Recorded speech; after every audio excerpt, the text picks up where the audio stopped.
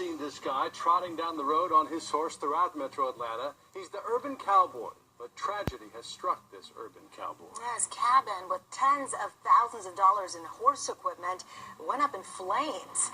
Fox 5's Denise Dillon talked with the cowboy tonight, and Denise, it's a tragedy for him as well as many children. Yes, Nay, that's because he uses these horses to give riding lessons.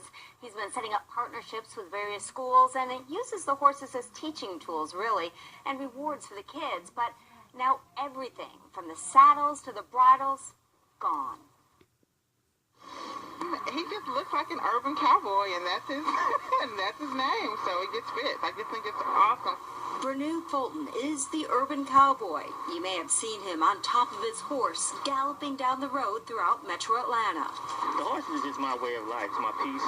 And he wants to share that way of life with his horses with inner city kids, teaching them life lessons that can only be learned from the saddle. Really focus on the youth that's in the school system. So instead of them hanging out, come hang out at the ranch. You know, the horse is a challenge to tough guys out there. But it's also a way for them to understand friendship and understand what it is to be responsible. He's had to pull back the reins on those lessons. Fire tore through his cabin in South Fulton County a couple of weeks ago, destroying everything he owned. I'm out. I'm out of saddles, helmets, blankets, bridles. In addition to all the horse equipment he lost in the fire, Fulton says he lost boxes and boxes of clothing that was donated to him that he would then distribute to needy families on horseback.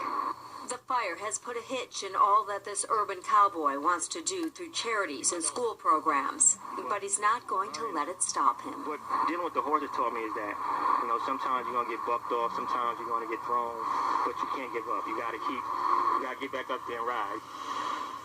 Now, despite the fire, the urban cowboy has followed through with some of his promises to the schools. He just attended a career day and has another event coming up this weekend. But he says it's going to take a while before he can get the rest of his saddles and gear together. Sine? All right. Thanks, Denise.